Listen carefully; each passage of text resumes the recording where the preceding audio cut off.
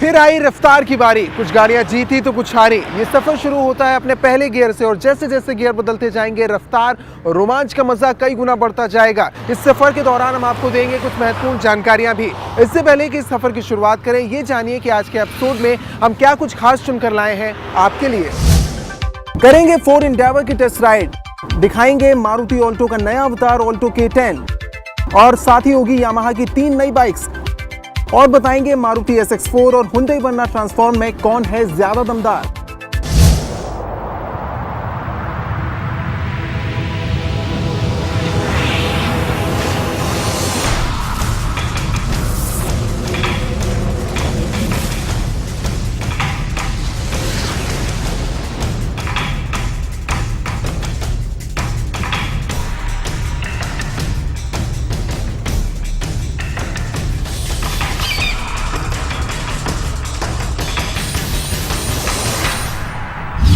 आज का सफर बहुत दमदार होने वाला है क्योंकि दिल कर रहा है एक दमदार गाड़ी की सवारी करने का। और जब दमदार गाड़ी की बात हो तो एसयूवी का नाम जहन में आता है और एसयूवी हो तो एंडेवर से बेहतर विकल्प ऑप्शन क्या हो सकता है आपके लिए। एंडेवर ऑटोमेटिक की आज हम सवारी करेंगे और इस सफर में बहुत कुछ खास होने वाला है। आपका वक्त ज्यादा ना बर्बाद करो, इस गाड़ी के सफर में निकले। लेकिन जिस गाड़ी के सफर पर आप चलने वाले हैं, जिस गाड़ी की आप सवारी करने वाले हैं, उसकी डिजाइन और स्टाइल के बारे में तो कुछ जान लीजिए।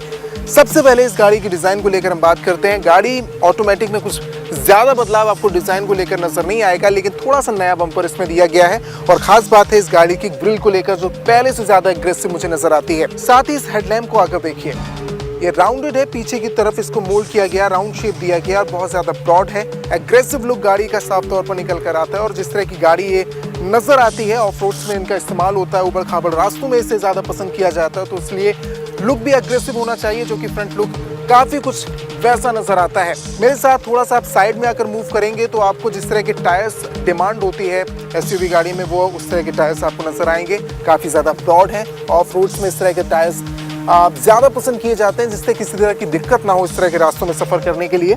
थोड़ा सा और पीछे मूव करेंगे, गाड़ी का वही पुराना लुक आपको नजर आएगा। रूफ रेल जरूर इसमें दी गई है, ये एक प्लस पॉइंट हो सकता है, लेकिन कोई बड़ा बदलाव आपको साइड लुक में नजर नहीं आएगा। लेकिन रियर लुक में कुछ बदलाव है, वो मैं आपको दिखाता हूँ। जो इस गाड़ी की टेल लैंप है तो ज्यादा खूबसूरत आपको नजर आएगी, क्रिस्टलाइट टेल लैंप इसमें दी गई है। इसके अलावा इस गाड़ी में यहाँ पर आपको एक कैमरा नजर आएगा। वो क्यों? ऑफ रोड्स में जब भी आप इस तरह की गाड़ी को चलाते हैं और आप उम्मीद करते हैं कि ऐसे रास्ते में आपको उतरना ना पड़े गाड़ी से और आपको पीछे गाड़ी का लुक जो है या जो व्यू है, आप बैक कर रहे हैं गाड़ी को, वो आपको पता चल जाए, तो हम गाड़ी में MID दी गई है, वो इन्फॉर्मेशन आपको इस कैमरे के जरिए वहां पर मिलेगी और आप पूरा व्यू इस गाड़ी का ले सकते हैं। साथ ही आपको ये एक साइन नजर आएगा जो कि पहाड़ का लुक आपको देता नजर आ रहा है, जो ये बताता है कि ऑफ रोड्स में, ऊबड़ खाबड़ रास्तों में, पहाड़ी रास्तों में उस चीज के लिए गाड़ी बनी है, दमदार गाड़ी है। ये रही डिजाइन की और स्टाइल की बात। लेकिन अब चलेंगे हम एक छोटे से सफर पर। वक्त बिल्कुल बर्बाद नहीं करेंगे क्योंकि मौसम थोड़ा सा खराब हो रहा है और इस मौसम में, खराब मौसम में भी इस गाड़ी का मजा दुगना है क्योंकि रफ्तार बिल्कुल भी कम नहीं होगी। इंटीरियर्स पर हम बात करेंगे, साथ ही इसकी और जो खूबियां हैं और किस तरह की ड्राइविंग है, क्वालिटी क्या है, वो हम आपको बताएंगे एक छोटे से सफर में। और अब हम निकल चुके हैं फोर्ड एंडेवर ऑटोमेटिक के सफर पर और उन रास्तों पर जिस रास्तों में इनकी ताकत मानी जाती है कि गाड़ी बहुत अच्छा परफॉर्म करती है। तो जानेंगे कि उन रास्तों में वाकई क्या वो परफॉर्मेंस निकल कर आती है जिससे हम ये कह सकें कि इस गाड़ी आप चुन सकते हैं।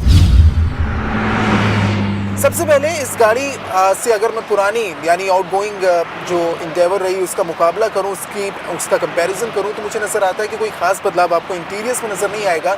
उसी तरह की स्पेस, उसी तरह के कंफर्ट का एहसास आपको इस गाड़ी में होगा। ये बहुत सूदिंग एहसास है, जो वर्ल्ड क्लास आपको कंफर्ट का एहसास होना चाहिए इस तरह की गाड़ी जब आप खरीदते हैं, तो आप उम्मीद भी वही करते हैं। वो उम्मीद को पूरा करते हुए एंडेवर ऑटोमेटिक नज़र आती है।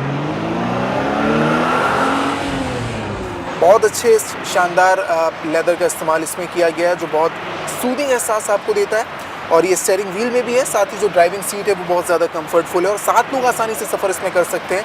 तो उन 7 के लिए भी जिस तरह के कंफर्ट का एहसास होना चाहिए वो इसमें दिया गया है। खास बात है इस गाड़ी के MID को लेकर, जो मेरे सामने डिस्प्ले हो रहा है उसमें वो छोटी छोटी चीज़ें हैं जो आप उम्मीद भी नहीं कर सकते और उन सारी चीज़ों को समेट कर MID में दिया गया है। वो सारे फीचर्स बहुत ज़्यादा खूबसूरत हैं, यानी ट्यूनर हर गाड़ी में होता है। इसके अलावा DVD आप प्ले कर सकते हैं, गाड़ी में लंबे सफ़र में फिल्म का मज़ा ले सकते हैं। USB पोर्ट इसमें दिया गया है, साथ ही नेविगेशन सिस्टम इसमें दिया गया है। और वो नेविगेशन सिस्टम के ज़रिए कहाँ पर आपकी गाड़ी चल रही है, आगे कैसा रास्ता है, उसकी सारी जानकारी, सारी इन्फॉर्मेशन आपको मिल सकती है समेट कर यहाँ पर। इसके अलावा अगर कंफर्ट की बात हो रही है तो ना सिर्फ ड्राइविंग सीट या फिर वर्ल्ड क्लास या बहुत अच्छे मटेरियल की बात होती है, बल्कि एसी गाड़ी का अच्छा होना चाहिए। ना सिर्फ फ्रंट सीट में जो लोग यहाँ पर सफ़र कर रहे हैं, ऑफ रोड में इस समय इस गाड़ी को मैं दौड़ा रहा हूँ तो आप एहसास मेरे साथ ले सकते हैं कि किस तरह का मज़ा मुझे मिल रहा है। बिल्कुल नहीं पता चल रहा है कि रास्ता बहुत ज़्यादा ऊबड़ खाबड़ है, लेकिन इस कंफर्ट में इजाफा करता है इस गाड़ी का एसी भी। जो एसी वेंट्स दिए गए हैं ना सिर्फ ड्राइविंग सीट या उसके को पैसेंजर के लिए, बल्कि पीछे जो लोग और 5 सफ़र करेंगे उनको भी वही सूदिंग और कंफर्ट का एहसास होगा। ये एक प्लस पॉइंट है इस गाड़ी के लिए। तेज़ रफ्तार में इस गाड़ी को दौड़ाने का वक्त है, और इस गाड़ी को तेज़ रफ्तार में दौड़ाऊंगा तो मैं आपको इसकी इंजन क्वालिटी के बारे में भी बताऊंगा।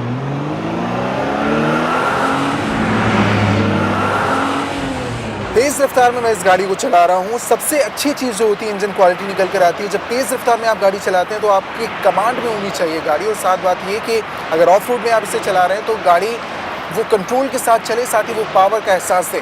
2 ऑप्शन आपके पास हो सकते हैं अगर आप इस गाड़ी को चुनते हैं अलग अलग इंजन में। 2499 सीसी, 2593 सीसी के इंजन क्वालिटी में आप इसे चुन सकते हैं।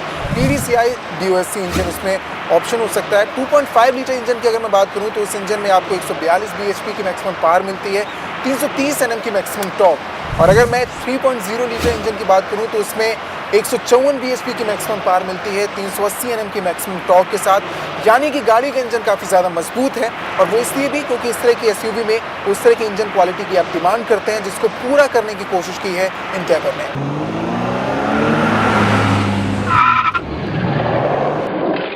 फोर्ड एंडेवर ऑटोमेटिक को तेज़ रफ्तार में ऑफ रोड्स में हम चला चुके हैं, लेकिन अगर कुछ कसर रह जाती है, जैसे कि आप पहाड़ी रास्तों में से ड्राइव करना चाहते हैं और चाहते हैं कि वही सहूलियत हो जैसे कि आपको आम रास्ते में होती है, तो उसके लिए कुछ ऑप्शन आपके साथ हैं।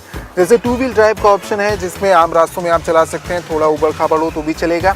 अगर आप पहाड़ी रास्तों में सफ़र कर रहे हैं तो 4 व्हील ड्राइव का ऑप्शन यहाँ से इस नॉब के ज़रिए आप सेट कर सकते हैं, या फिर जहाँ पर स्किड करती है गाड़ी यानी पानी भरा या बर्फीला रास्ता है उसमें भी इस गाड़ी को आप चला सकते हैं।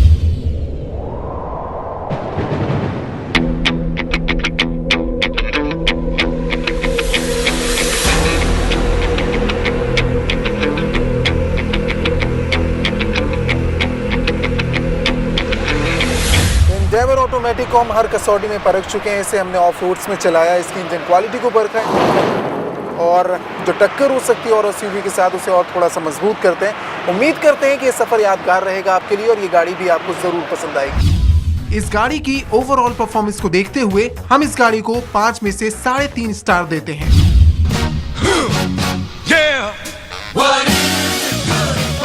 Absolutely nothing.